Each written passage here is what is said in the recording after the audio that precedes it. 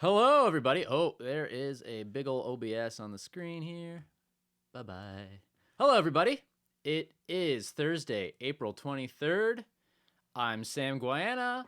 I'm a producer, mixer, engineer from Toronto, Ontario.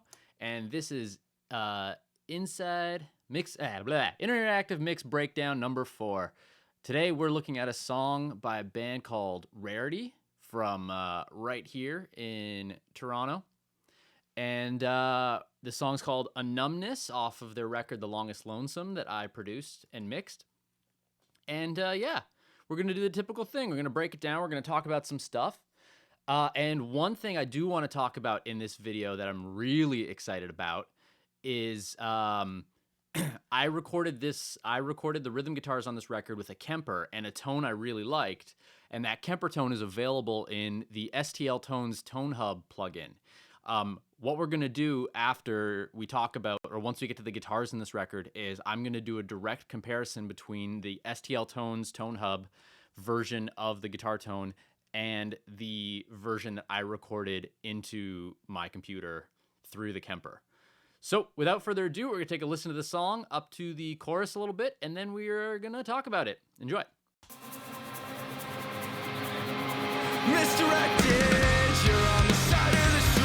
Where are all of the friends you just couldn't keep? Where are the ones that want you to case? Stare the numbers in the face until your soul goes gray. All of I fake it, take the pressure. We got touch it, slow, make it better. A numbness, reluctant, wasting away. They're gonna move out, they're gonna drive away. Getting car accidents and graduate. They'll decipher what plans to turn to next while I'm stationary, trying to accept the fact that I stood still while they're moving along. Cause I have nothing to show for the days that I lost. Accepting I'm past my prime, accepting the guilt for my diminishing life. Yeah, psych out. Okay, cool. So, talk a little bit about this record. This was Rarity's second record. I produced their first EP, and I did pre-production and writing with them on their first record, but I didn't produce the first record. When it came time to do this record, we thought, why not stay home? Let's talk about it. Let's work on the record, and we started the writing process. The the writing process on this record was pretty nuts. We spent a lot of time on it. This song is actually one of the first 3 that were written for the record about a year before we even hit record on anything. And it was very fun. It was very challenging. Overall, it was a super unique experience when it came to making a record. We got to do a bit of it around in different places. We were constantly, refining it right down to the last moment. And even things like the feature in this song, which is done by Michael McGough from Being as an Ocean. Even that, was a last minute sort of lucky moment that we got to put into the record. So a lot of really fun elements in this song, a lot of really cool ideas that we executed at different times and things like that. And yeah, we're going to break this down a little bit. I'm going to start off with the mix bus. Excuse me. Like I said, I'm always trying to refine how I'm doing this a little bit every time I'm doing a video. So I feel the mix bus is a good place to start. I did a few interesting things on this song in the mix bus. One of the things is actually one of the main things I did in this song that I hadn't done in a while is almost every VMR channel has a virtual channel and not just virtual mix bus. And I think at the time I was really big into trying to that whole, glue everything together and work like that. So we're on virtual channel on almost every track with the 4KE, which is the SSL 4K console that it's emulating. And we'll take a look at the mix bus one right now. So I've got Revival running on the that's why it's so dry in here. I've got Revival running on the mix bus here, which I almost never do. And I think a big reason I had it was I was trying to get just a fatter sound out of everything at the end of the day. And I'm going to go to a big part in the song and toggle this off and on. Basically, what I wanted was certain parts of this record to just hit really hard in the low end. And we were getting to a point where I wasn't getting what I wanted. And I'm not a huge fan of top-down mixing, especially on the mix bus, but I felt that adding these two things in a little bit really helps. So I'm going to toggle this off and on. A numbness, reluctance, wasting away.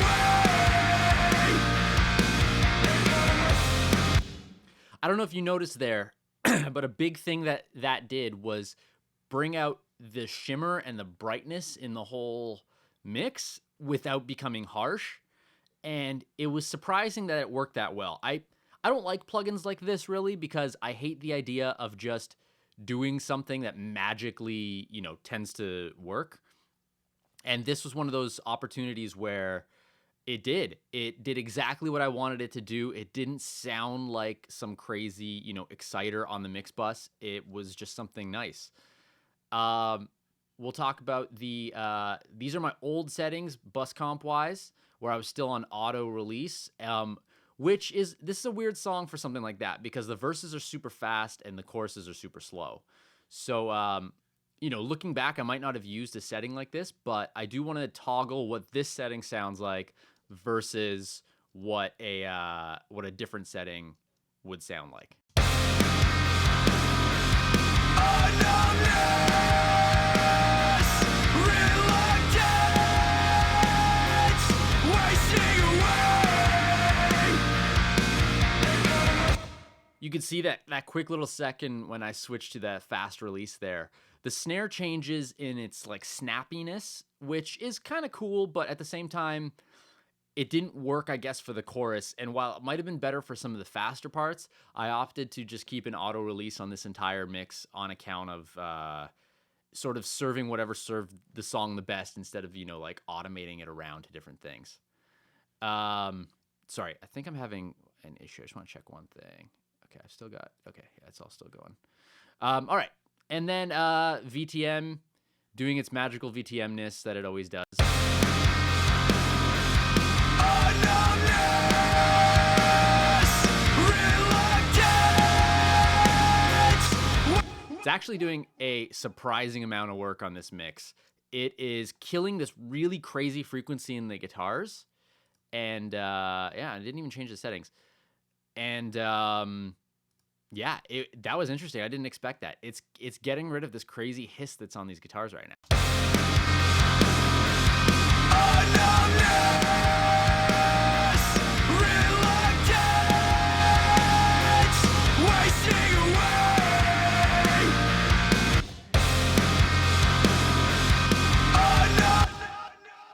That was interesting. Do you base mix bus compression settings based on how the snare feels? Yeah, I do.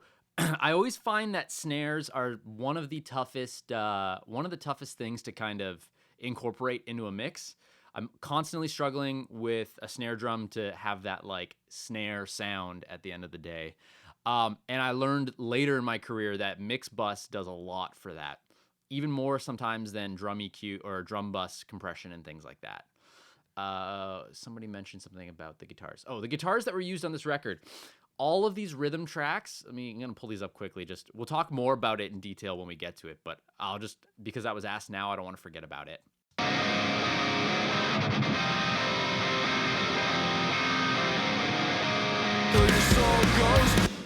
That was the Epiphone Ben Weinman. It is, or not Epiphone, sorry. ESP LTD Ben Weinman, which has a built-in Evertune. It's a hollow body guitar. I believe at the time we did it it possibly still had its EMGs in it, although these don't look like EMG waveforms. So chances are it already had Classic 57 and Classic 57 Plus pickups in it. All right, so Kloos mentioned quickly he really wanted to know a lot about the drums in this song, so I'd love to dive into the drums. I used a different drum bus compressor on this than I normally used. I don't think I had a rouser at the time of mixing this record, and I was really big into the MJUC, which is amazing because it's literally like a $30 plugin. And I just started with I started with a preset and then worked my way. I hate how big. I'm going to leave it as big, actually. And just worked my way backwards with it. So let's take a listen to these drums. I'm going to start right from the top of the jam. Samples are doing what they generally do in my mixes for this song.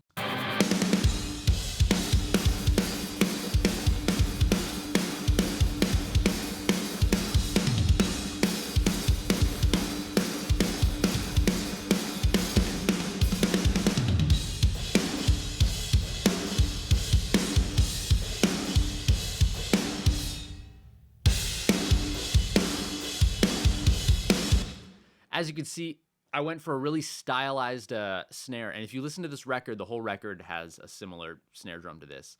The point of that to me was making a statement with the snare drum. Evan is such a hard-hitting drummer. He really knows, what he wants out of drums at the end of the day. And me being a drummer as well, I wanted to deliver that. And I went for this darker, less ringy, less high-pitched ringy snare in the mix where, when we tracked it, a lot of that snare didn't make it to the final mix. However, the essence of that snare was captured when I started cycling through samples.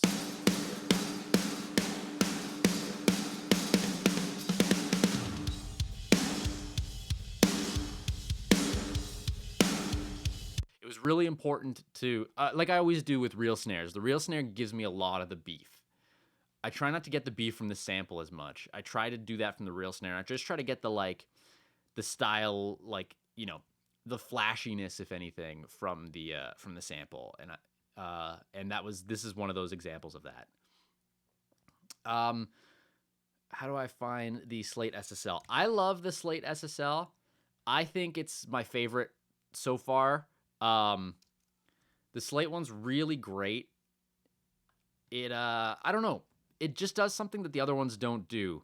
The Waves SSL also sounds really good. It doesn't have this guy going on here, a high pass filter, which in this song I'm not using, but believe me, it comes in handy in mixing when you don't want the kick drum being squashed as hard on your master bus. And I don't know, it just has a different sound. It's a different approach. I also use the BX Townhouse a lot these days. This guy's really cool. It's a newer plugin. I'd say it's like right in between the Waves one and the Slate one. It's got this like hefty low end that's really nice. And probably sounds the most like a real compressor. But when it comes to mixing, I'm not always looking for what sounds like actual hardware. I'm looking for what sounds just, good in the moment. And FG Gray still does that for me at the end of the day. All right, so let's take a look at these drums a little bit here. Typical on my samples of what I'm normally doing, where I have this second snare sample providing more room than anything else.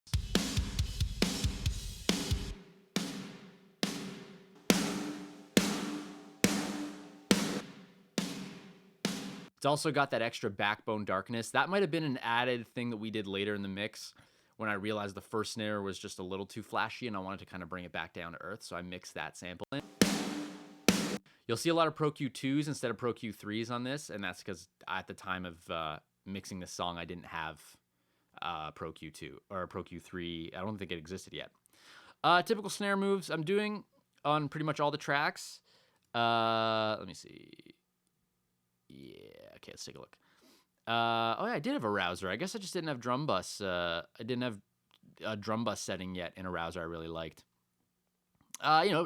Handful of top end being added to the snare, removing stuff that kind of sucks in the snare here and there, and then just little low end boosts as well as like a distressor coming after it.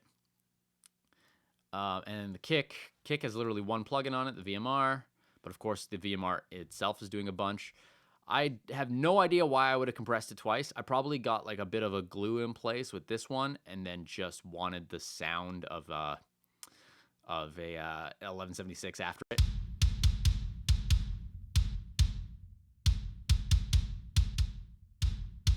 Yeah, that sounds like exactly what I'm doing. When I killed that at 1176, I lost a lot of volume, but I also lost a lot of excitement.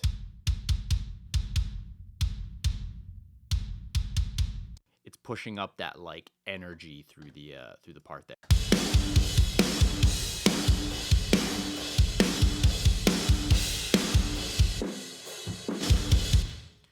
All right, let's take a look at some things here. I guess when I tracked this session, when I tracked this record, I didn't have these on stereo tracks, the overheads in the rooms. It's something I do a lot these days. I do have room left and right. These were probably, I wonder what they were. I don't know if I took a note. I did not.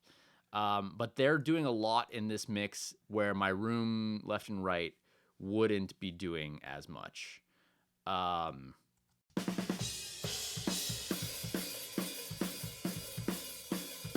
I'm generally a fan of small diaphragm condensers on overheads, but on this record, I went for large diaphragm. Evan had really big cymbals, and I wanted the overheads to capture more of the full picture of the kit instead of focus in.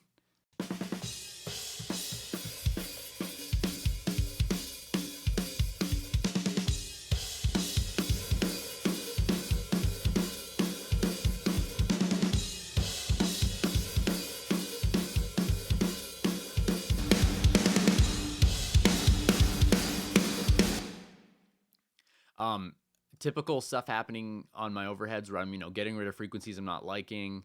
I wanted to boost a little bit of the kick. I didn't want to take off too much, so there's this sort of resonant peak here from the high pass filter, and then just a little bit of compression happening on, before the EQ.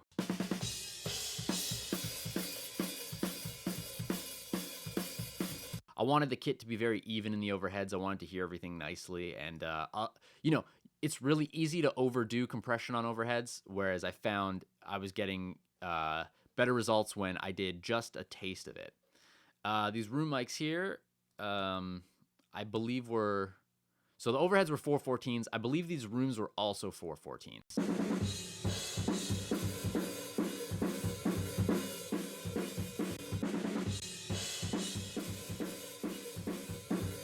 Yeah, they sound the same. So I wasn't using my 87s at the time because there's two different 87s at the studio. So it was some matched pair of microphones that sounded really nice, and I think it was a set of 414s.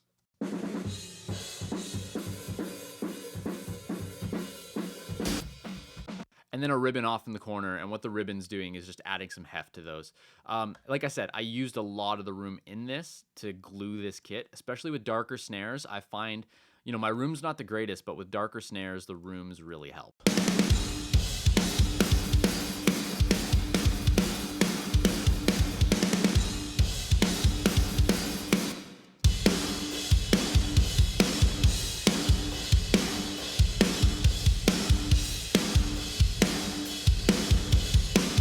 Yeah, I'd go as far as to say that the rooms on this record are probably more important than most of the records I've done, especially as of recent.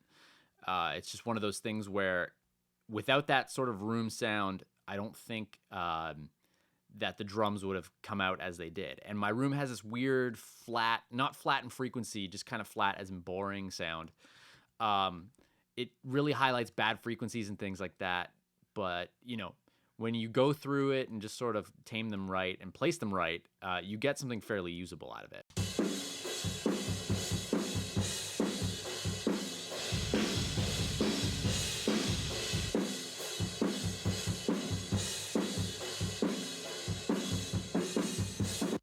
Seems I did broad strokes on the rooms in this, and I think it's just because I didn't want to change the sound of them as much as just tame what I wasn't really liking.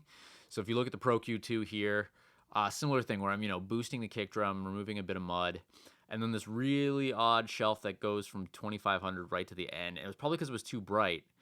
And then I guess I realized that was still a problem in the top end of this, so I backed off on the 12K on the Neve EQ, and then sucked out a bit more. Neve EQs tend to have really, really broad spectrums, so it was nice to just do little touches. Just do little touches with them instead of go crazy.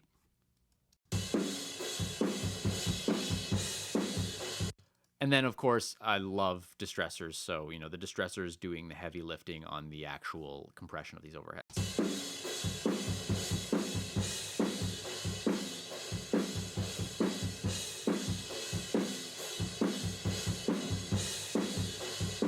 Yeah, it's really bringing out the snare in the room. And I love when I can bring out the snare in room mics like that.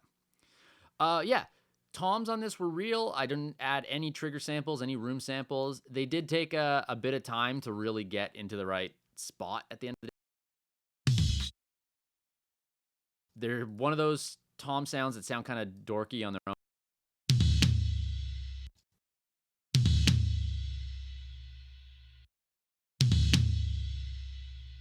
Yeah, I'm literally 3 different EQs, something I would almost never do. I wonder why I reached for REQ. That actually might have been a help from Anton, the friend of mine I share the studio with. I think when I was struggling on certain aspects of this record, I asked for a bit of help on, or asked for his opinion on something. And one of the things he mentioned was the toms, which was funny because it was the thing I was struggling with.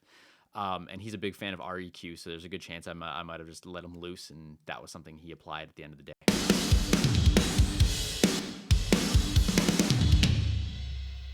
It's really important to have a raw feeling drum kit, but be very stylized at the same time, which isn't something I always do. I tend to lean one way or the other with drums, but these dark sort of drums, these dark cymbals needed sort of dark, accoutrement to kind of like bring out the other stuff.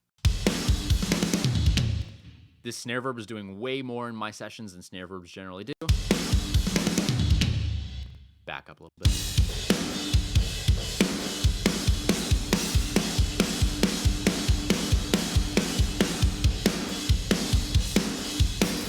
Yeah, Valhalla Room for these sorts of things is pretty incredible.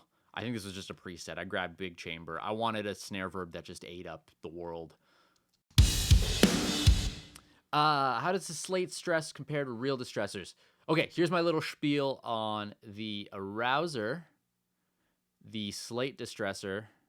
Where you at? Yeah, there you are. And real distressors. They, in my opinion, are identical. The slate distressor is 1-to-1 to the distressors that are sitting next to me in my rack. The arouser is 1-to-1 to distressors and then some. So wherever all these blue dots are the same settings that you would find on a real distressor. But then when you want more out of it, you can push the arouser plugin even further. So this is literally distressor. You get all the exact same buttons on a distressor plus a mix knob, which is so amazing as it is. And then if you're like, yeah, you know what? I want to do more in one plugin. I want to change, the attack modification a little bit, which is basically like a transient designer onto the compressor. I want to saturate the signal a little bit more. I want to do a bit more of an extreme EQ or sidechain, compression or sidechain detection into the compressor, then the arouser is the way to go. But if you're looking for a 1-to-1 distressor, and obviously you don't want to go spend the money on a distressor, I cannot recommend this guy enough. The FG Stress is, when I want to just use one plugin and not look at a bunch of things, I'll usually reach for this. However, when the arouser is an option, which it always is because I own it, I will generally reach for the arouser. And if you look, I'm generally using the same settings on them too. Not so much on that guy, but it's almost always like medium attack, super fast release. So yeah, if you've got the slate one and you're wondering how it is next to a real distressor, you've basically got a real distressor and a plugin. If you want a little more out of a distressor to begin with, a arouser is sort of the way to go with that.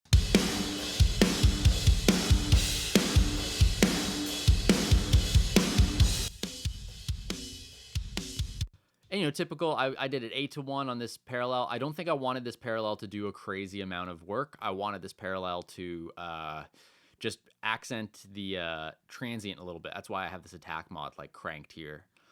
And then also I'm EQing after it, which I never do. But I think like I was saying, I was struggling on this record, I hit a wall with getting the snare bright enough constantly. And one of the ways I got the snare bright enough was little tips and tricks along the way where, I brighten the sample. I boost out the snare in the rooms. And then something like that on the drum compressor where I have a lot of snare being sent, I added even more top end to that. My verb is just a cleanup job on the drum verb by the look of it.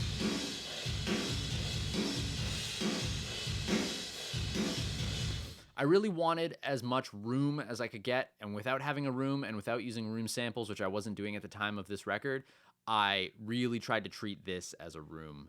I compressed it fairly hard, way harder than I compress rooms these days. Or sorry, way harder than I compress reverbs.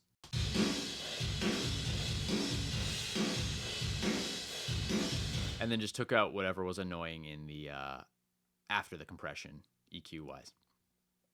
That's about it for drums on this song. I'm not doing much different. It's a really dark record. Oh, let's talk about all the fun stuff. There's tons of fun production in this song. So we've got these shakers rolling on, which they don't get their own verb. They're just being sent to the drum verb.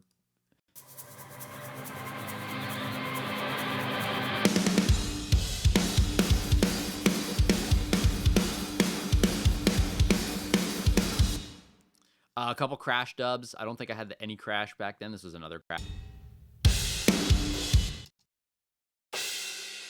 What's nice about this crash dub versus the any crash is it's really dark, and the cymbals on this record were really dark, so it basically locked right in.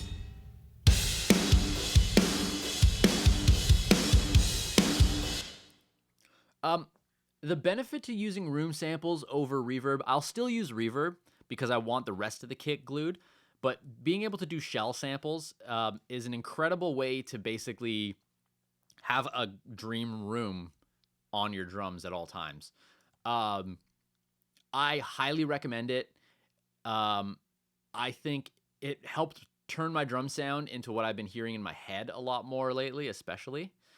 And yeah, it was definitely one of those things. It was one of those light bulb moments for me that really opened up the whole, like, oh, that's how I get the drum sound I want. Now let's talk about the second verse part here. It gets really big.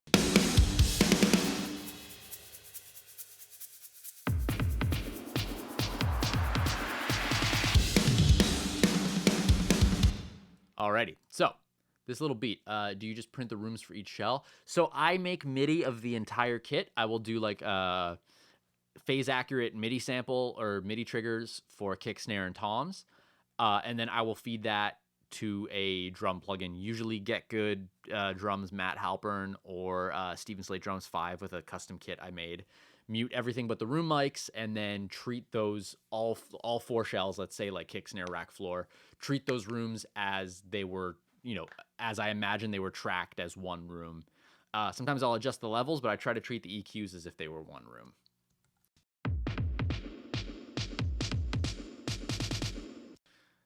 Little fun beats. I think I literally programmed this with a couple boring samples.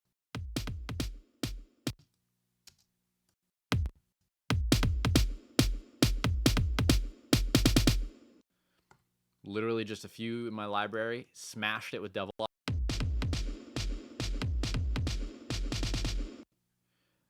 And then, took care of the offending frequencies. Almost always it's low end. And a super quick, get one knob filter and one knob pumper. They are the only two one knobs that are worth having, and they are sick. I didn't want a resonant peak on this, so it's literally just filtering from a dark sound to a light.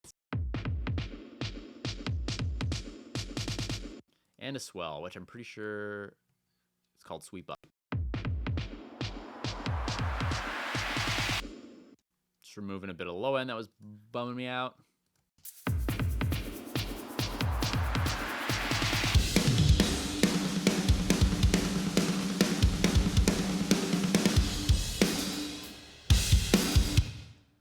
And then the lo-fi beat that happens before the second chord. The best part of the song. It feels so big. All this production here is so nice and tasty. So lo-fi beat was just a print of this. So I had, every time we want little fake drum beats in songs, I don't have the drummer play them in the moment. I will record them separately, exactly what I want. And then during drum mixing, I'll mix the song. Once I get the drum mix down, I'll print a chunk of the drums. If this is panned out here. Probably a little bit more happening. Oh, no, just rings out there. Yeah. So, you know, Evan went back, played just this on the drums. Smashed the heck out of it with double lock. And just changed the panning a little bit so it wasn't so even. It felt more like a little thing that's happening in the corner. This boom was just if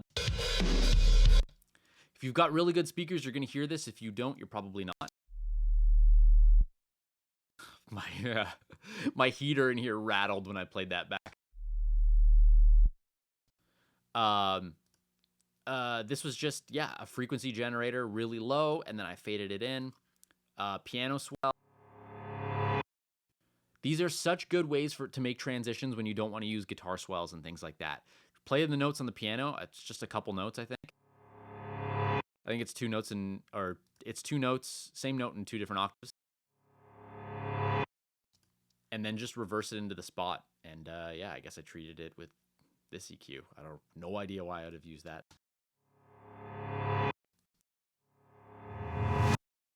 And then a big old gross swell, which the tail end sounds like that. But I didn't want to use that. I just wanted to. And those things really help to launch dynamic in. I'm going to play this in context with the whole song. Give me one sec. Oh, lo-fi beat though. For my diminishing life.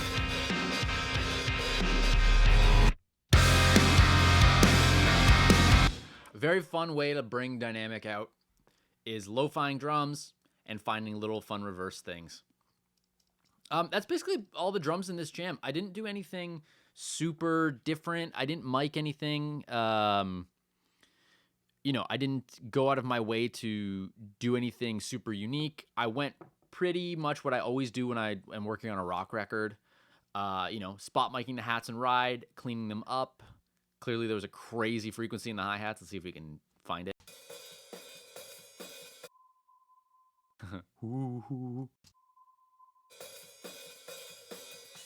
I didn't want to hear that. I killed it. You know, typical cleanup, which is, this is, you know, half the battle right here is doing this sort of prep work in your session.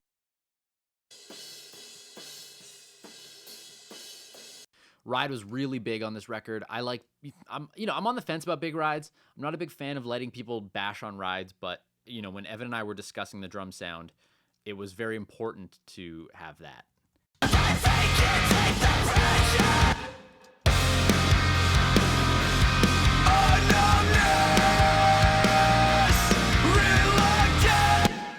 And then I know I add tambourine to a lot of stuff, but in this song I played it in a very specific way to just have it at the end of the song.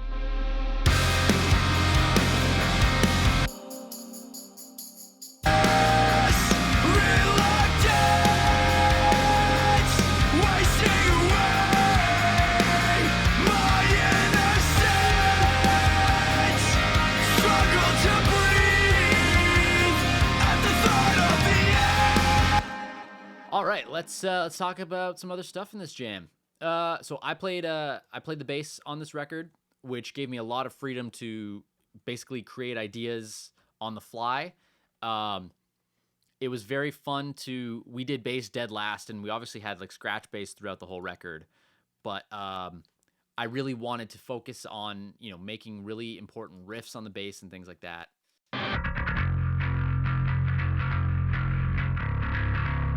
So there's really cool little.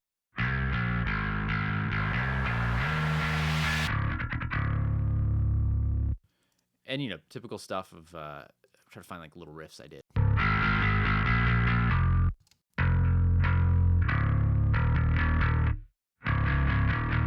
I'm finding no good examples of interesting stuff.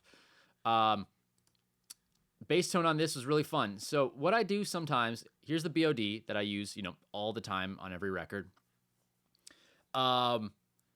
This is the whole bass tone. I mean, aside from tracking it the way I track bass, which is really aggressively into, you know, usually a 610 preamp and an 1176.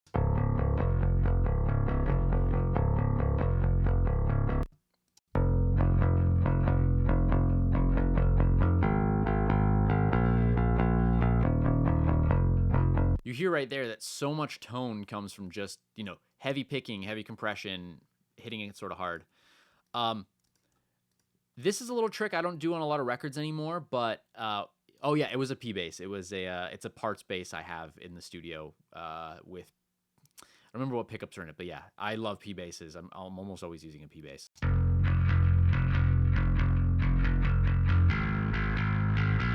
So after getting the BOD tone, I don't always like the distortion in BOD. It's very much a sans amp distortion, which sounds good, but sometimes it has its drawbacks.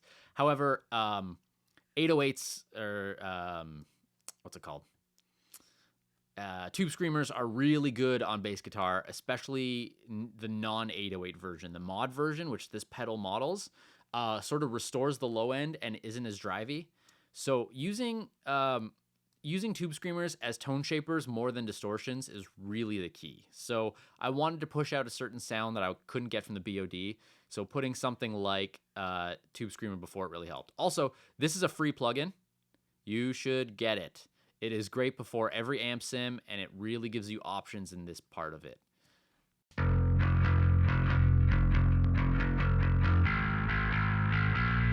Typical Sam cleanup going on. I want to hear the grind a little more. I want to get rid of the mud. I want to get rid of the top. So I'm not sure what you're listening on, but if you listen really closely, I'll try to turn this bass up a little bit. I'll play a little bit with the tube screamer and without the tube screamer. So with.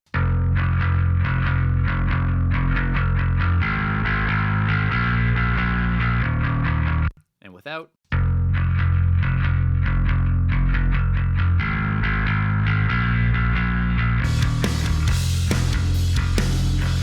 So, it adds a lot in the context of the song.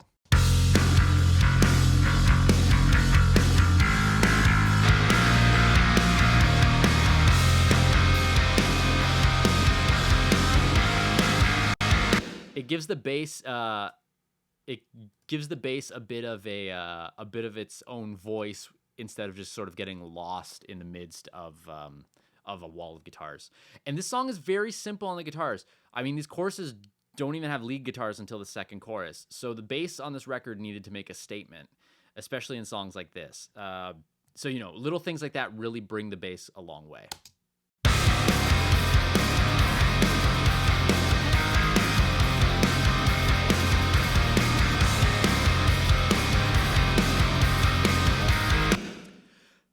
What made me think of approaching tone that way? I don't know. I'm a very big fan of when a record or a song has a sort of standout approach, something that's not always. Sorry, give me a sec. What's happening here? Something that's not always. I'm gonna kill this. Quit Dropbox for a minute, or pause syncing. That's what I'm gonna do. Something that I listen to a record, I hear a sound. I think to myself that I want to do a record where I do that sort of idea. So especially when it comes to bass, I don't know why I have such an attachment to bass guitar. I think it's because I'm a drummer and because the two are so dependent on one another to really fill in a sound. It's important to approach a bass guitar to me anyways, as a very integral part of the record. A lot of the records I grew up listening to, like bands like Saves the Day and things like that, their bass tones are just out of this world. And in fact, Saves the Day is a big inspiration on how I get bass tones. So I wanted to have its own voice, especially when there aren't lead guitars and things like that. We want to keep it interesting in the music domain.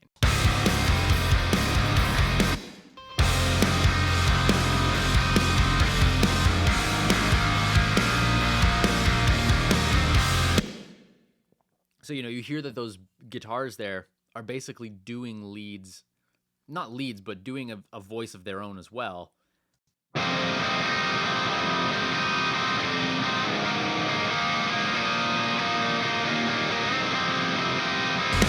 So, when we don't have lead guitars, those are still really interesting on their own, but we also want to introduce something interesting, like a cool sounding bass. So that's usually the reason I do things like that. How many GR are you looking to aim bass DI? On bass DI when I'm tracking, I go nuts. I'm probably hitting 10 to 20 dB of gain reduction, 4-to-1, medium attack, fast release. on a blue stripe, especially because blue stripes are really grindy. So, blue stripe mixed with a tube pre, mixed with a really aggressive bass to begin with. I'm going for that trifecta of gnarly.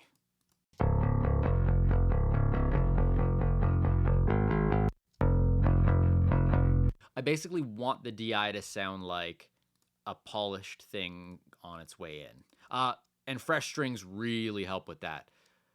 I cannot stress the importance of fresh strings on a bass guitar. I almost will not record a bass guitar unless it has fresh strings on it. So bass approach isn't much different in a song like this, aside from the fact that I played it, I had control over a lot of the aspects of it, and it was very important to sort of treat that in that way. I realized, I want to come back. I realized I didn't talk about drum bus compression. I did the MJUC on this guy, which is a very, very character compressor. Try to find a spot in the song that's really...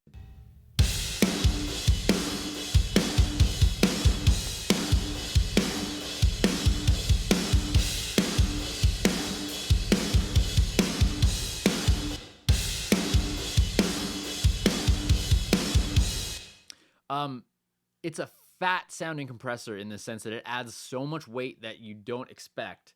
It has a lot of really cool features. Of course, typical Sam things where I'm doing, a sort of medium attack and a very fast release on drums. This density button is nuts. This thing is $30. I can't believe I don't use it as often as I do anymore because it has such a cool sound. The ability to drive it, the ability to change the timbre. I'm like paralleling it a little bit, which I would never really do these days.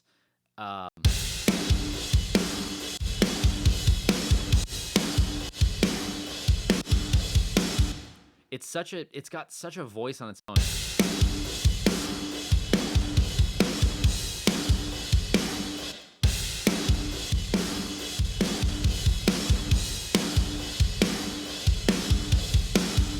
The work that this compressor can do on its own would basically take the job of like 4 other plugins. And after that, am I doing anything? Oh yeah, just a little bit of extra EQ that I typically do with the 1073. JST clip, which I'm not always using, but the drums on this record are incredibly transient, and this just helps to keep them in place.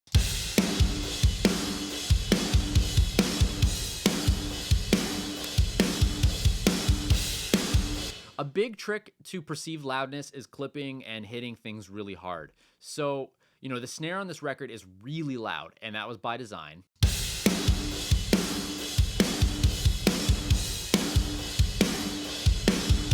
But between JST, VTM, and even a bit of drive on that MJUC, and VTM's going a little ham, I kept it on 30, but, it's clearly taking a lot of that snare top, like a lot of the bite or the transient off of that.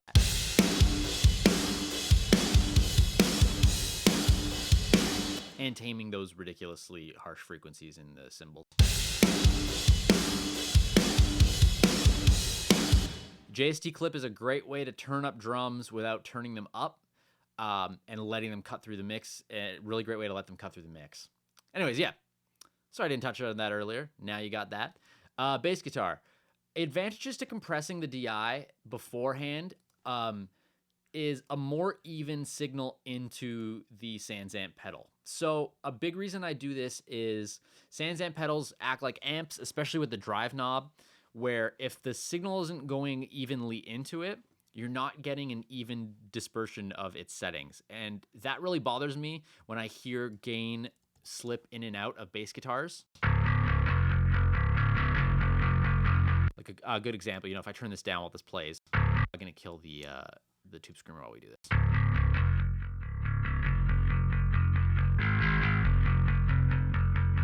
You hear the difference happening there while that happens. And I don't want that. So what I tend to do is, get the bass sounding as good as possible DI-wise. And then when it feeds into this, it just sounds better. It just sounds more unique, more like attached, more of a cohesive sound to that bass guitar. Record like this, I will change bass strings every 5 songs, maybe less, sometimes 3 to 4.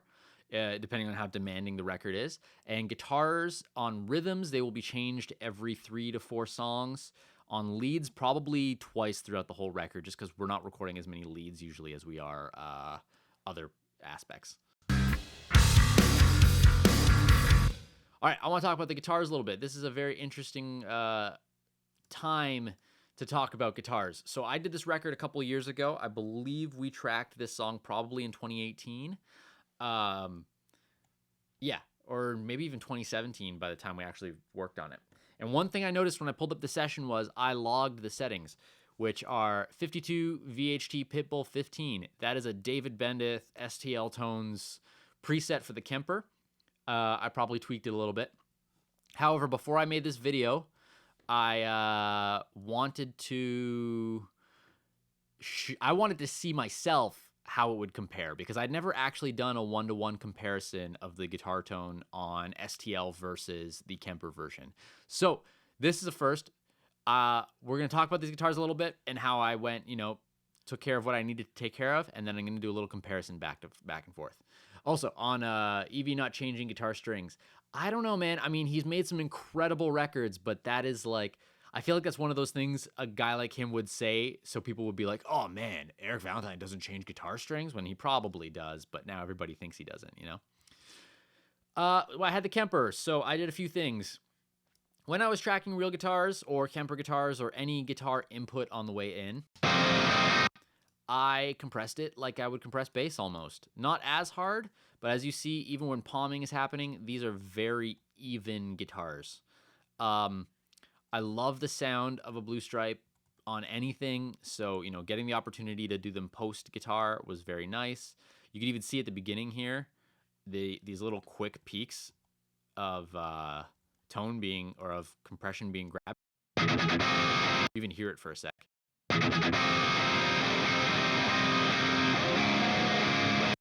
We tracked this entire record with DIs and then went back and I reamped during mixing. So those little peaks only happen, a couple times. There aren't many edits or any weird things happening. It went into the Kemper. You can see the fuzz from the 1176. Went into the Kemper and out into my gear as one full track happening.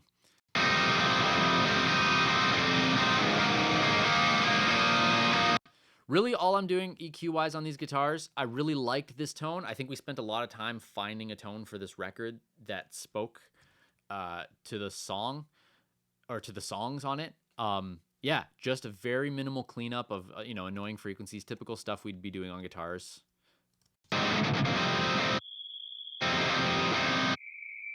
These are usually weird cab resonances that are really easy to knock out. A little bit of roll off there. I wonder if I'm doing in the decapitator. Yeah, I am. Weird that I'm not rolling off beforehand, although there's a good chance I was running into my Neve pre, which has roll off on the way in, so I was probably doing that.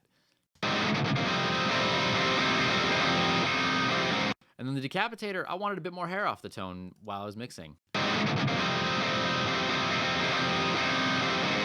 And it's very subtle. It's just peppered in there, not even 20% by the look of it, just to give a bit of bite on top.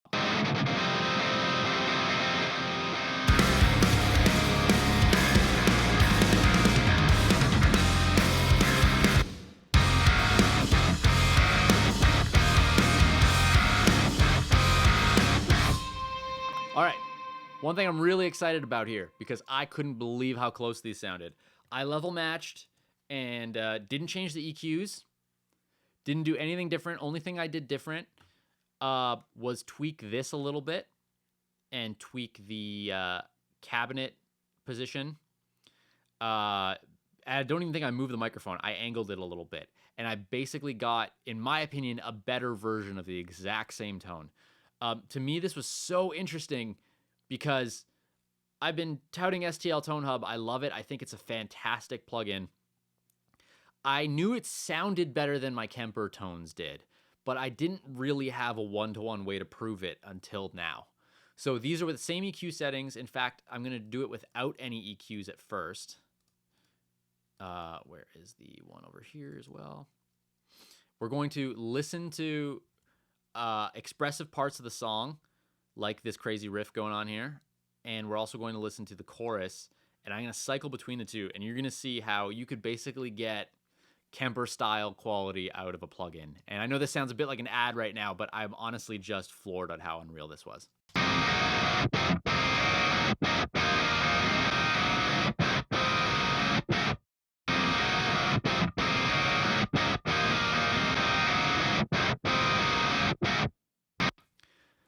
Those are identical. I don't know what you guys might be listening on. In fact, I find the tone up has a bit more low end to it and a bit more of that amp fizzy top end. But those to me sound identical. So here is the first half of this. I'm going to play back the original tone, and the second half I'm going to switch to the STL. If you keep an eye on over here, which I'll zoom in, you'll see when the mutes change. You'll also see the faders because I always do everything post fader.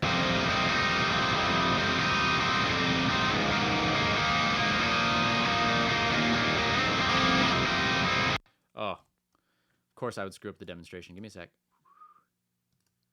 Alrighty. So here is the original guitar tone.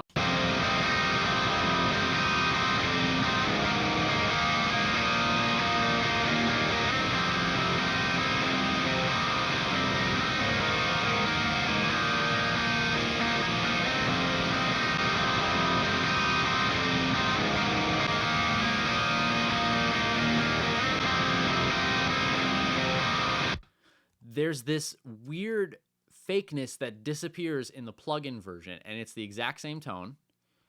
It is the VHT Pitbull 15 David Bendeth pack. There is a fakeness that disappears in the plugin version that exists in the Kemper version. I don't understand how or why. All I know is I can't believe it. So this is EQ on.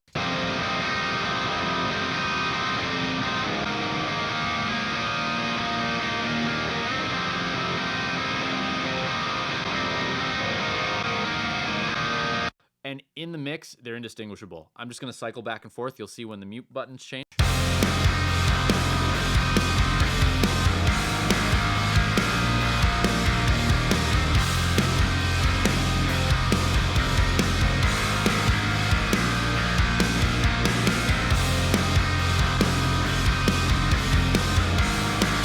Yeah, that's actually a good way to put it.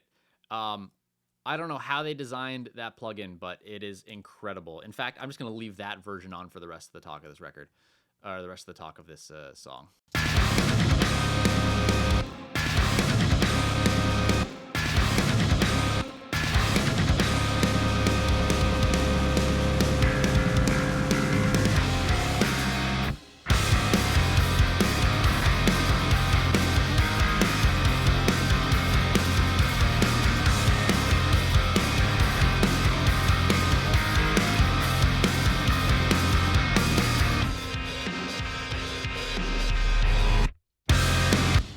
All right, let's talk about the little bits in this boy. We got this little clean guitar here. I didn't mic any amps on this record as well. I'd already been fairly off of amps at this point, and pretty heavy into the Kemper world at the time. And when I wanted, would you compress the tone hub the same? I usually would, but for that demonstration, I didn't. I just tried to sort of level match them. I mean, a lot of compression's happening in the decapitator and everything like that, so I didn't go as far as to pin them down with like an 1176. However, I'm sure if I tossed on like CLA 76 at similar settings, we'd get, even slightly closer to the original tone right away. Yeah, so this little clean guitar going on here. Okay, first off, there are tons of little bits. Hilariously, there's a track down here called Noise. It looks like it's nothing, but check it out. Ooh, there's stuff on it. Oh, it's just hiding away. Hiding away. We'll talk about that in a sec. We'll make our way down these guitars. So, we got... Whenever I'm reaching for a really crunchy, gross, dumb tone really quickly, I'm going for 11. I don't know why. 11 does distorted guitars or like crunchy guitars fairly well, especially with this cab. I'm going to go to the... oh, what is happening? Oh, tremolo depth changes in this song. I decided I wanted it all on the same track. So when this clean tone happens later, I kill the trem and I turn on a reverb, the Black Spring, which is one of my favorites.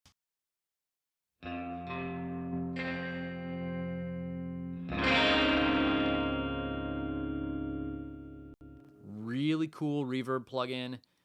It's like $5, I think. If it only works in Pro Tools because it's like an Avid plugin, but it's like I think it's like $5 or something like that, and it's a very great sounding spring reverb plugin. I got pretty obsessed with it for a long time on cleans and things like that, and I still reach for it over most spring reverbs. It's just so lush. Such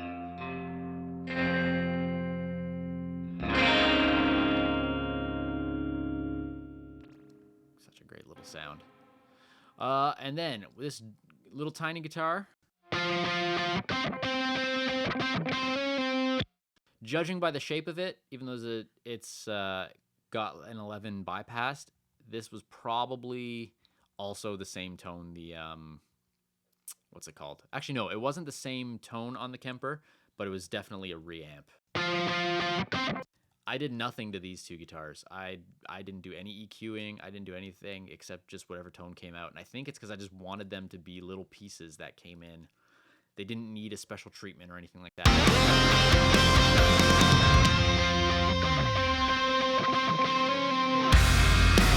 They got this really sloppy vibe, but it's totally on purpose. Just to inject a bit of realness into the vibes of this. All right, let's take a look at these leads really quick. I was big into 11 for leads during this record. It's funny, I cycle through amp sims a lot. I think it's because I'm constantly looking for something fresh and cool. When every time I listen back to a record where I used a different amp sim, I'm always super stoked on old ones. So it's really easy to be like lured into new and crazy things. But I've used 11 for years, and honestly, very happy with it still.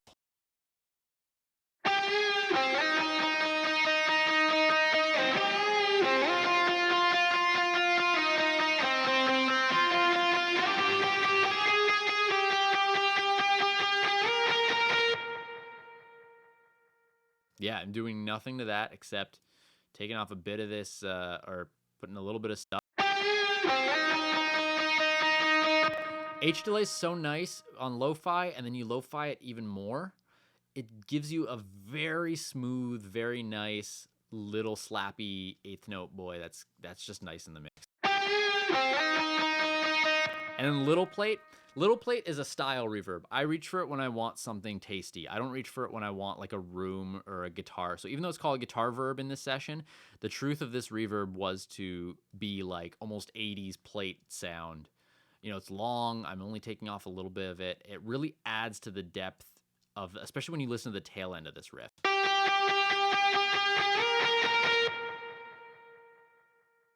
So much of that eighth note delay carries on. So much of it happens into the little plate in a very tasty way. And also, a cool thing about 11, which I want to talk about, is it takes plug-in pedals really well. So I wanted a bit of different tone variation, a little extra drive. I went with sorry, this mouse is so reactive. I went with that guy on top of it at the end of the day. No cleanup on it, no crazy note cleanup, just getting rid of top and bottom that nobody needs. And then the solo in this jam.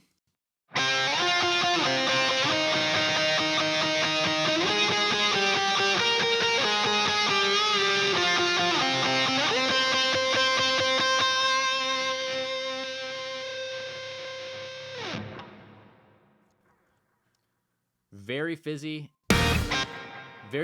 very different than the lead tones before, and that's so they actually poke out. So you listen in context with the song. These are the first time lead guitars come in the second half. Struggle to breathe at the thought of the end. But I'll bite my tongue, turn my back and run and just give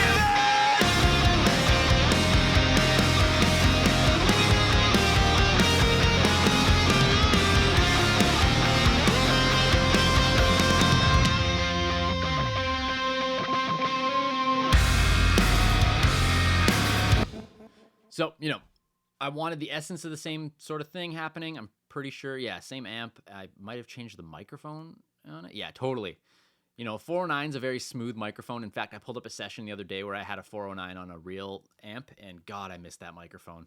Belonged to an engineer that worked here for a while, and it was hands down my favorite guitar microphone ever. The Sennheiser 409 doesn't sound like the 50 or doesn't sound like the 609, doesn't sound like the 906, and is pretty sweet.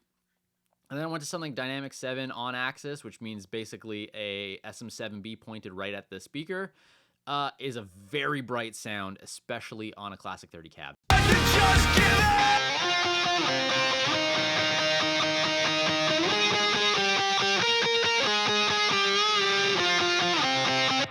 Also, if I'm not mistaken, we're going to find out right now, this has an octaver on it.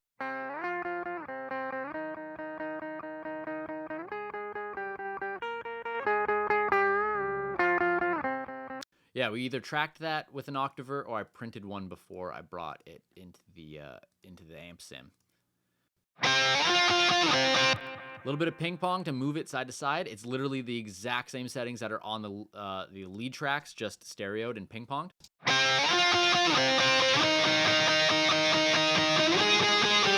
And then sent in a dumb amount to that little plate.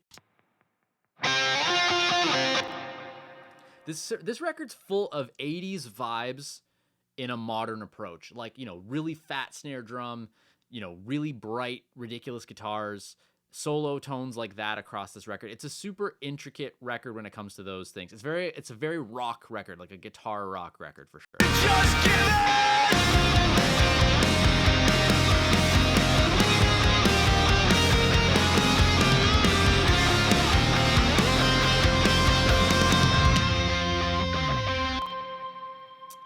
We do a lot of little fun things on this record, and one of them is like these little noises.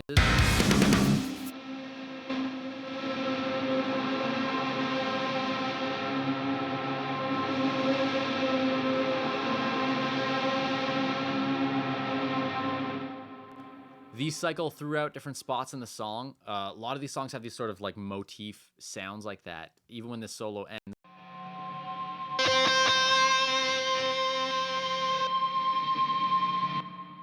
This crazy feedback creeps in.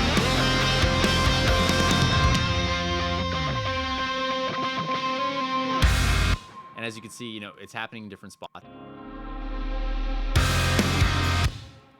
Don't remember exactly how he made that. It sounds probably like holding a note and sort of just like shaking it out or trimming it out, especially considering how quiet it is. It's almost non-existent without an amp sim and reverb on it.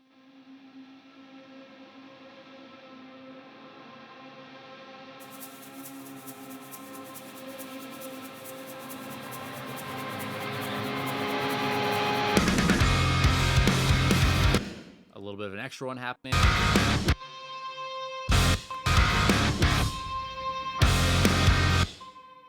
And then, a little feedback to start the song.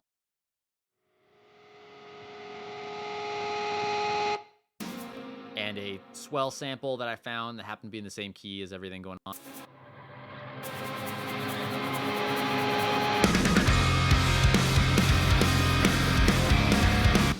You got yourself a stew going over there. All right, well, what else did I do to the guitars? I guess, that's probably why I didn't roll off on the actual tracks, because I came down here to roll off afterwards.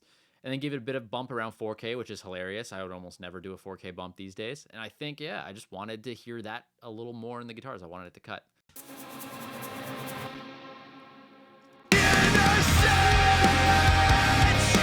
Struggle to breathe at the thought of the end.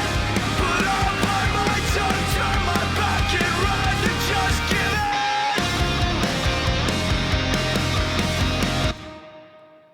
So vocally, this was a record I opted to do left and right doubles instead of just a mono double. I think we probably just did mono doubles in the demo.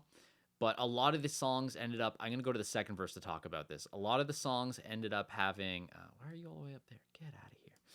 Ended up having extra doubles happening throughout parts that were very stylistic, like that weren't the chorus. The fact that I stood still Like when this part launches, that double really makes a statement. Trying to accept the fact that I stood still while they're moving along, 'cause I have nothing to show for the days that I lost. Accepting I'm past my prime, accepting the guilt for my diminishing life. So it was important to make these choruses hit even harder, and I think that's where I opted to do a triple instead of a double. A numbness wasting away my innocence. Struggle to breathe. I don't know if you can hear super clearly when I'm soloing the vocals. They're very, very not driven. I mean, Loden's voice has this natural distortion happening in it, but they're hitting actual compression very hard while I tracked it. I probably overloading the pre a little bit, and by design, I wanted a sound that I couldn't just get hitting record.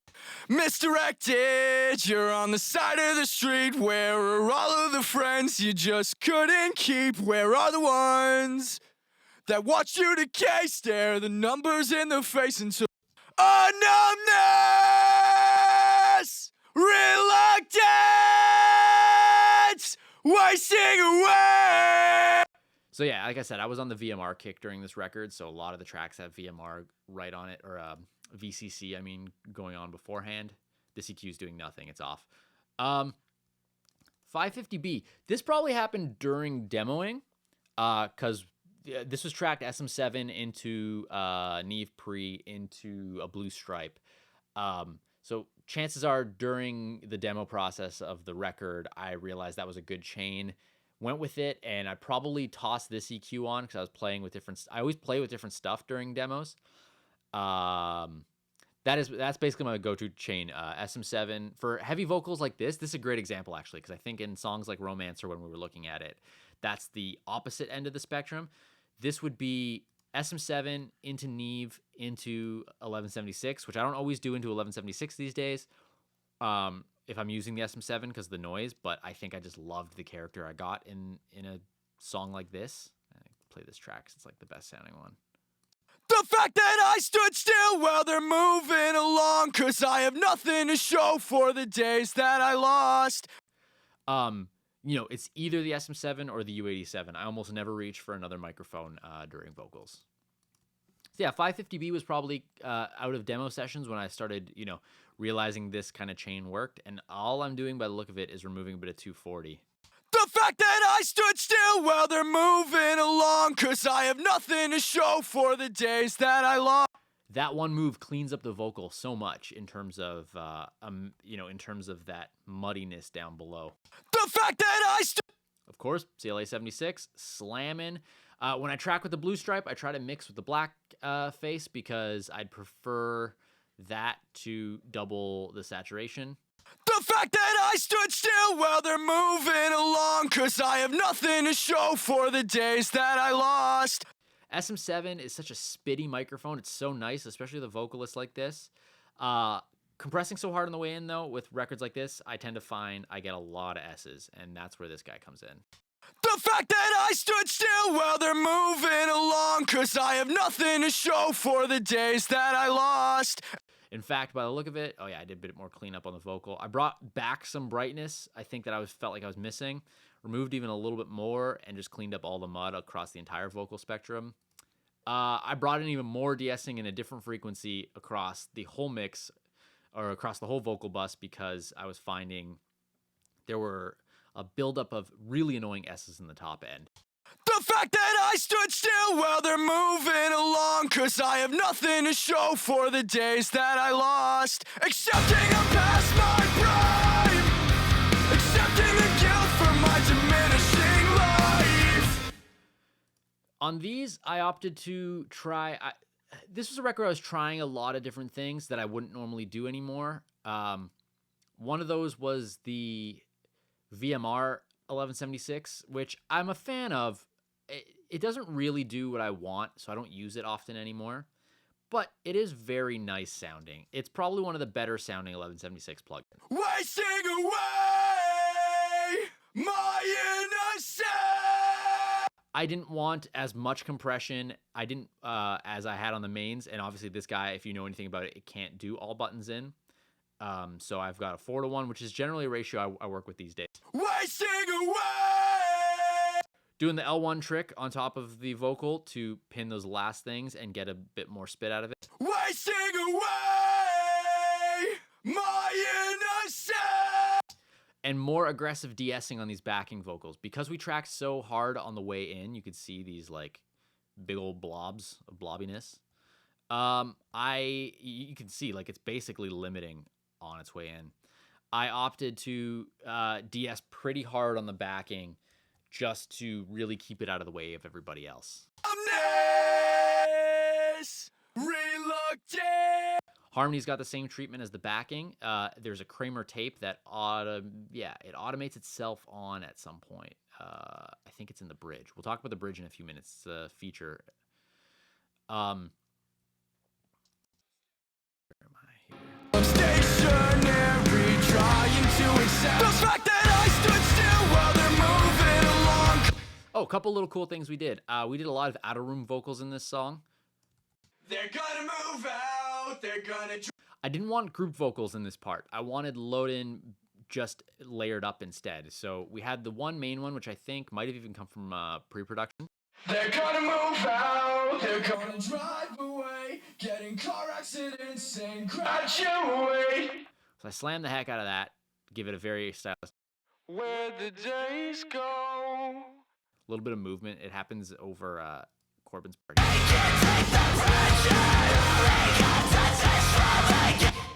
But yeah, I very much wanted a bit of a load-in choir happening here. They're gonna drive away, getting car accidents and graduate. They'll decipher. So when the whole song gets lo-fi and tiny there, it's, no guitars, no nothing, just a little drum beat, a bit of shakers happening. I wanted this like chanty vibe. They're gonna move out, they're gonna drive away, getting car accidents and graduate.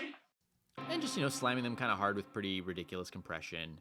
Bit of tape saturation on one of them just to get that like very lo-fi sound. They're gonna move out, they're gonna drive away, getting car accidents and graduate. They'll decipher what plans to turn to next while I'm stationary, trying to accept the fact that I stood still while they're moving along. Cause I have nothing to show for the days that I lost. Accepting I'm past my prime, accepting the guilt. We talked a little bit about it, but Vintage Verb is my go-to vocal reverb. Huge pre-delay, which is a bit of a CLA trick.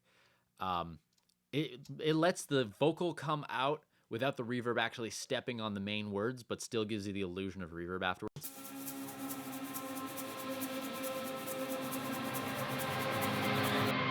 Misdirected, you're on the side of the street. Where are all of the friends you just couldn't keep? Also gives it a bit of a slap vibe, although I do have a slap going on as well. And these are pretty much typical things I do. Misdirected, you're on the side of the street. Where are all of the friends you just couldn't keep? Where are the ones that watch you decay? Stare the numbers in the face until your soul goes gray. Bottled up, I think you take the pressure. Only consensus will make it better. A numbness, reluctant, wasting away. And of course, this guy as my go-to vocal delay, because you could just do so much in the plugin at once that it just gets the job done right away. You'll see in most of my mixes, this delay only comes on during choruses and things like that, and that's to really thicken the choruses.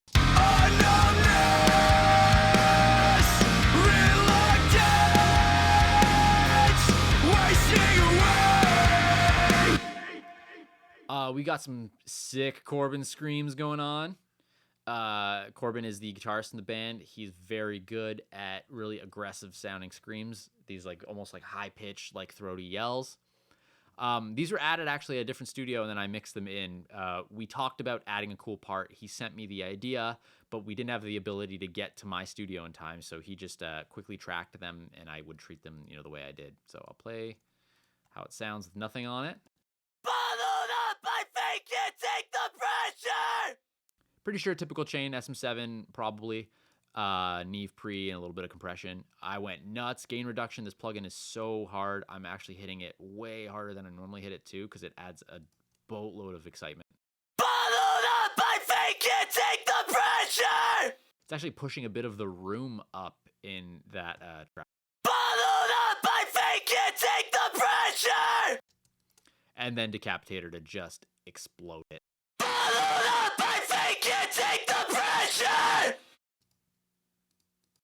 Followed up, I fake it, take the pressure! Rolling on to this will make it better! Followed up, I fake it, take the pressure! Rolling on to this will make it better! Followed up, I fake it, take the pressure! Rolling on to this will make it better!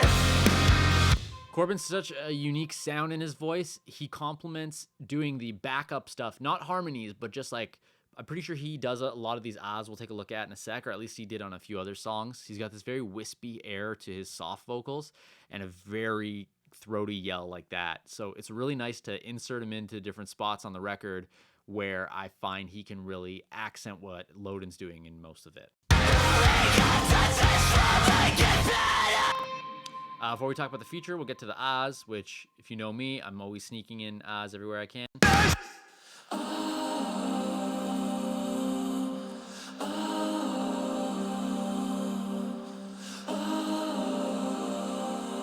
There's a beautiful chord being built by these. I love the ahs in this song.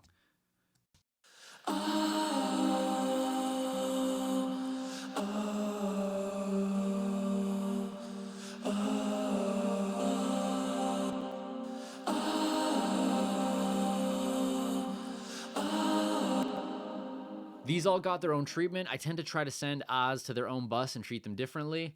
How I do it always changes, but we'll take a look. So this one all got compressed and sent to its own bus, where a lot of 12K is applied.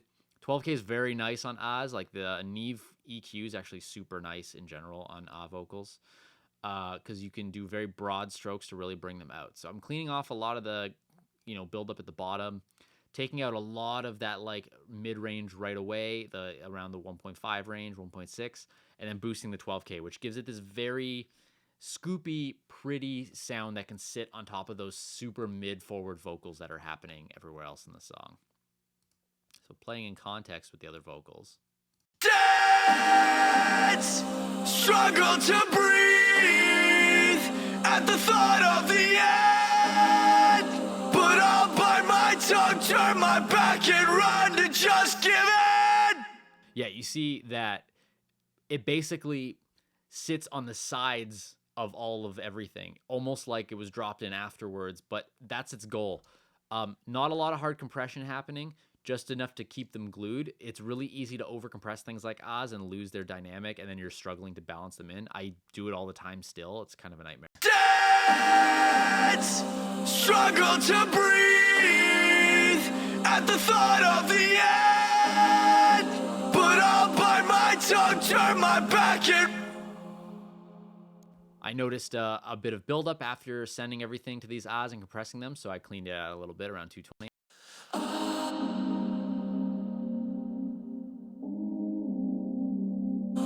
Wanted to get rid of that so it wouldn't fight with anything. And then, oh, look at this little guy. So I've got it mixed going on here, pretty long decay. And the depth is all the way up to really treat it as like a stylistic reverb instead of a room sound.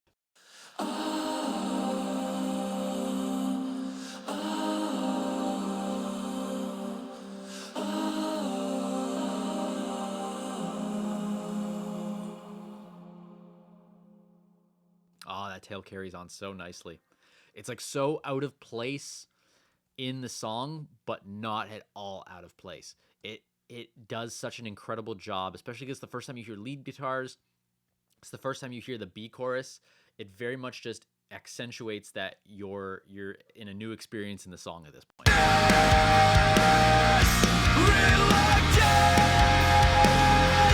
Wasting away my innocence. Struggle to breathe at the thought of the end. But I'll bite my tongue, turn my back and run and just give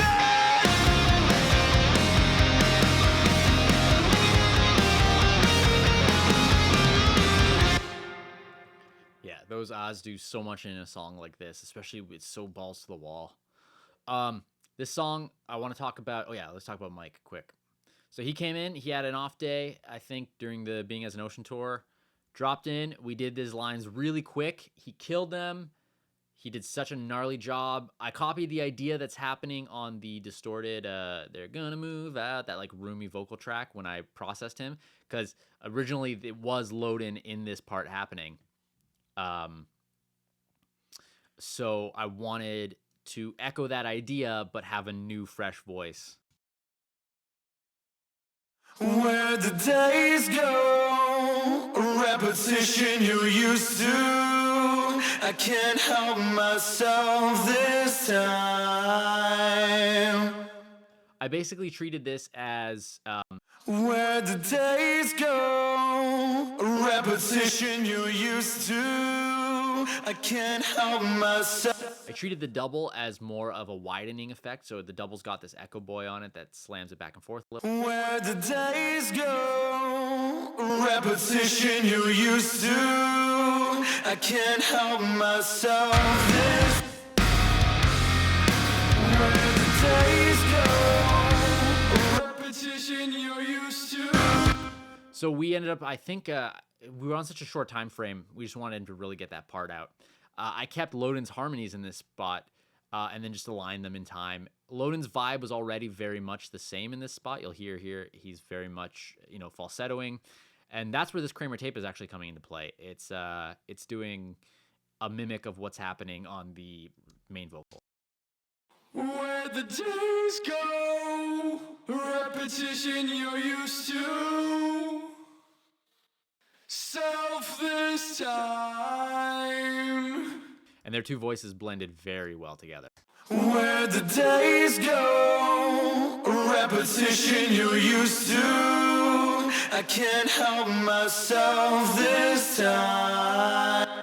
Get a little extra Corbin action in the end here. I can't help myself this time. Hell yeah, Corbin. You tell him. I can't help myself this time.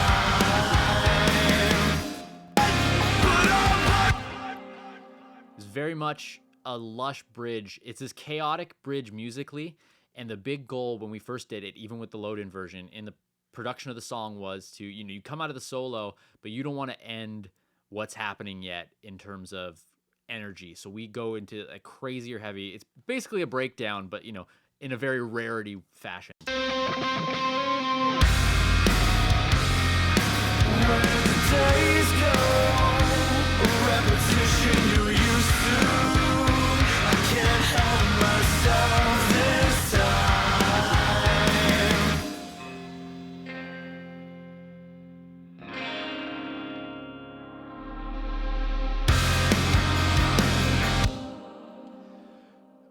Can you show us the load-in version? Yes. Oh, hang on. There's a few questions here. Sounds like Loden did most of the harmonies, which is fantastic. How often do you run into a situation where you can't get physical harmonies, and what do you do? I don't always run into that situation. When I do, it's funny.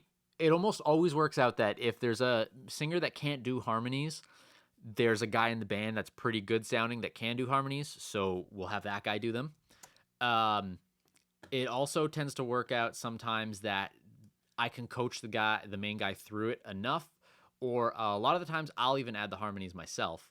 And basically, I tend to find I have a very neutral voice, so it's good when I need harmonies. But if I really need the other guy, if I really need the main guy, I will tune. And you'll find on records where I'm just like making harmonies out of tuning, I'm doing it with extra takes of the mains, so it's not like one-to-one mains, and I'm very carefully tuning them so they don't sound tuned. It's really tough, but you can get away with it pretty easily with like Melodyne and things like that. I use Vocaline to tighten all my doubles. Usually I tighten everything to the main vocal. Sometimes I'll tighten the doubles to the main vocal and then the harmonies to the doubles because they're still going to be slightly different. And then there's still a little bit more of a slight difference as well. It's a really nerdy, dumb thing that probably doesn't make a big difference, but it's something I'll generally do. And yeah, I'll use Vocaline Project to do that. The Loden version, let's take a listen. Loden, it was good. Shut your mouth, it sounded cool. Let the days go, repetition you're used to. I can't help myself this time. You know, very close to the original or to the Mike version. The Mike version is a little more high fidelity, and I think that's just because we sort of knew that we wanted it to be different and lush in this part once we added Mike's vocal, which was very like airy, as you can tell. Where the days go, repetition you're used to. I can't help myself this time. Jason, with all the different voices, if they're all doing the same thing, I'm usually going almost for that group vibe. I love the sound of lush layered choruses in certain songs. Like when they happen, it's, you know, they're very they very much have their place, but when you use them in their place, they're so nice. So it's very cool when you get the opportunity to have, you know, 2 or 3 different guys who are doing the same vocal line, even like not harmonies and things like that layered up, and it gives you this very different timbre group vibe. We do it a lot I've worked on a few new songs with Romancer, and we've done that a couple times in their stuff, where Riley's got a really interesting voice that blends very well with Adam's. It's almost like the backup version of Adam in a really like nice capacity. So when it's layered up, you get this vibe of like a slight difference that you don't really know what's happening, but you do know that it just sounds cooler and thicker. So yeah, I do run into that, but I wouldn't call it an issue by any means. Harmony-wise, we didn't go crazy in this song. Like, I want to keep this song very simple. You know, third chorus definitely has its stuff going on. A numbness, reluctance. A little bit movement where even though the main doesn't do the movement, the harmony. Reluctance, wasting away my innocence. But I'll bite my tongue. So we've got the high vocal going on, the I'll bite my tongue harmony here. But I'll bite my tongue, turn my back and run to just give it. And the good old Corbin, the little utility that we have. But I'll bite my tongue, turn my back and run to just give it. And Corbin being in there screaming almost just sounds like Loden gets distorted instead of becoming this screaming part. But I'll bite my tongue, turn my back and run to just give it. So actually, Jason, that's a good example right there where we've got, you know, 2 different voices doing 2 different vibes, but they gel doing a lot of the same thing. But I'll bite my tongue, turn my back and run to just give it. But I'll bite my tongue, turn my back and run to just give it.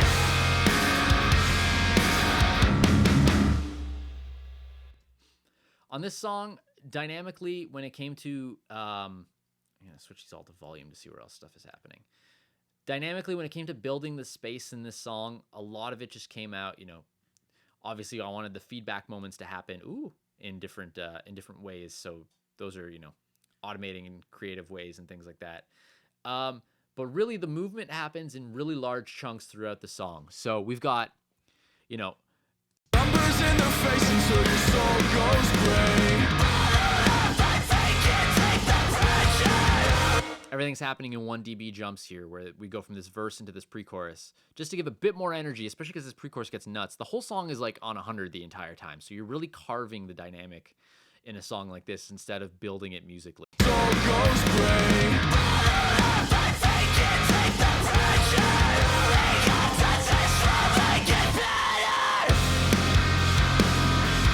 A numbness.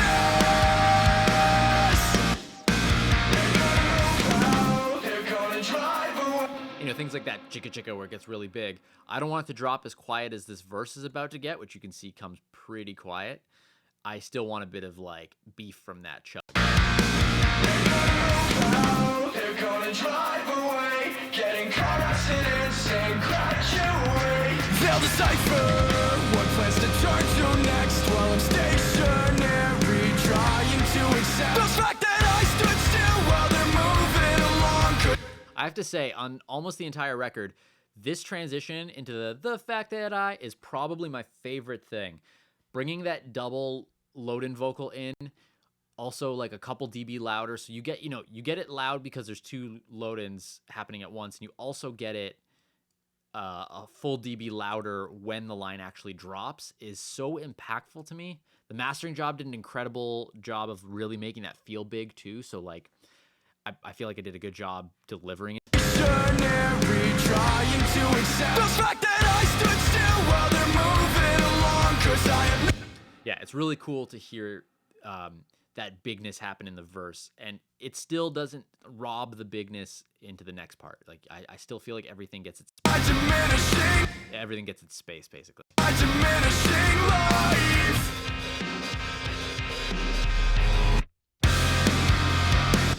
Digital silence is like my favorite thing in the world. If you look at the final print, I mean, yeah, there's very little noise floor stuff going on, but there is straight up digital silence in this pause.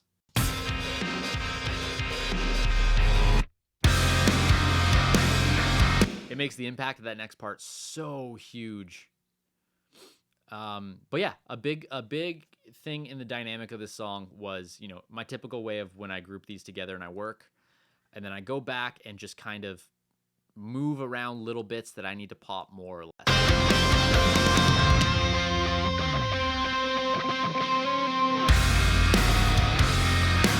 Where the days go, repetition you used to. Like that flam right there. You don't really hear it, but you definitely feel that it gets louder. Days go, repetition you used to. I can't help.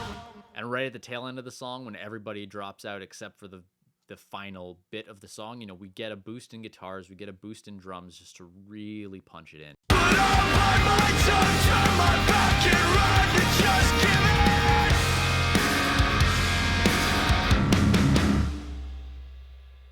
Those four chugs are my favorite with the bass.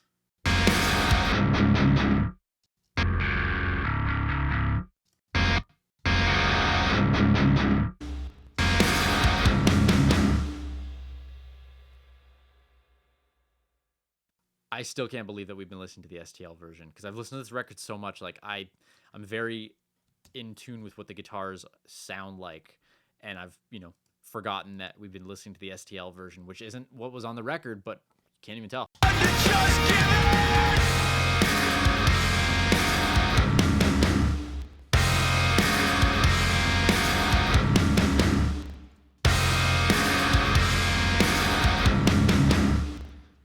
Get this plugin. It is so good. Anyways, guys, I mean, that is A Numbness by Rarity.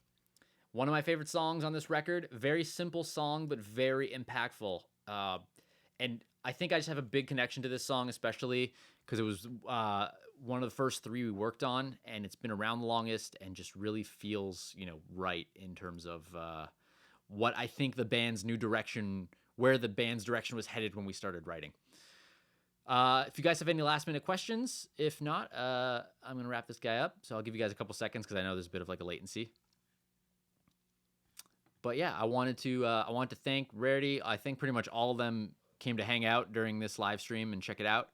I want to thank them for, you know, hyping it up as well, because they posted it on their Instagram and stuff, and I got a few extra people out. If you like this stuff, I'm trying to do them twice a week. It might fall down to once a week, just on account of me getting a bit more work now that things are starting to kind of get back to normal. But I'm really trying to, you know, dive into these things and show people stuff. So if you like what you're seeing, subscribe, hit up my Instagram, just at Sam Guayana.